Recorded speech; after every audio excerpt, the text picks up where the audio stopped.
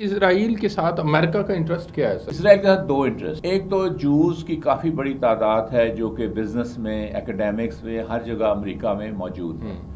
اور یہ judo Christian ایک سویلائزیشن کو اپنے آپ کا حصہ سمجھتے ہیں۔ ایک تو یہ فیکٹر ہے۔ دوسرا یہ ان کی آؤٹ پوسٹ ہے، یعنی یہ ان کے اسرائیل، ان کے جو مفادات ہیں، ان کے جو سیکیورٹی کے مفادات ہیں، جو اکنامک مفادات ہیں، اس کی وہ دیکھ بھال کرتا ہے۔ انہوں نے جو گندا کام کرانا ہوتا ہے، جو جاسوسی وغیرہ، وہ سب اسرائیل کے تھرو کراتے ہیں۔ پاکستان کا کردار آپ کیا سمجھ رہے ہیں کہ اس وقت تک جو ہماری دفتر خارجہ کی طرف سے ترجمانی کی جا رہی ہے، یہ آپ سمجھتے ہیں کہ ہم اپنے ٹریک پہ ہیں، ٹھیک ترجمانی ہو رہی ہے؟ جب آپ کے خطے میں کچھ ہو رہا ہو تو پھر آپ اپنے دوستوں سے مشورہ کرتے ہیں نا کہ جی ہم کیا کریں، ہمارا سٹینڈ کیا ہونا چاہیے، OIC میں ہم کیا کریں۔ پاکستان کو معاف کریں، مجھے دکھ ہوتا ہے اس دفعہ کسی نے پوچھا ہی۔ عرب ورلڈ پرٹیکولرلی جن کے پاس تیل کے بڑے بڑے ذخائر موجود ہیں، کیا تیل کو بطور ہتھیار استعمال کر سکتے ہیں اس کانفلکٹ کو ختم کرنے کے لیے؟ انہوں نے آلٹرنیٹیو انرجی کا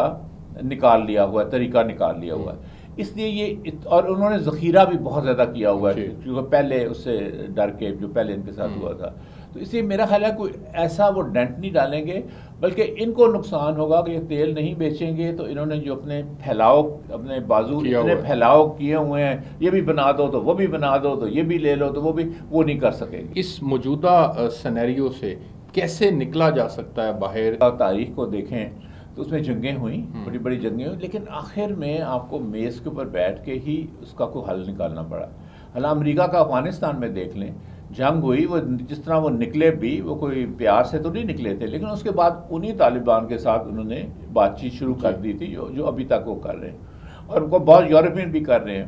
اس لیے ان کو بات چیت کرنی پڑے گی۔ وہ نام انہوں نے حملے روکے تو آپ سمجھ رہے ہیں کہ یہ علاقائی تنازع میں کنورٹ ہو جائے گا؟ دیکھیے فلسطینی صرف غازہ میں تو نہیں ہے نا، ویسٹ بینک میں بھی ہے۔ اگر ویسٹ بینک میں بھی شروع ہو جاتے ہیں، اور وہ ان کی تعداد بھی ان سے بہت زیادہ ہے، اس کے بعد وہ اوور فلو کرتے ہیں، اور جارڈن کی آدھی آبادی فلسطینی ہے،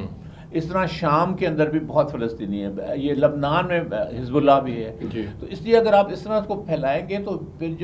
جو حکمران ہیں گلف کے، ان کی اپنی جو حکومتیں ہیں وہ بھی خطرے میں پڑ جائیں گی، چونکہ عرب سپرنگ کا انہوں نے مزہ چکھ لیا۔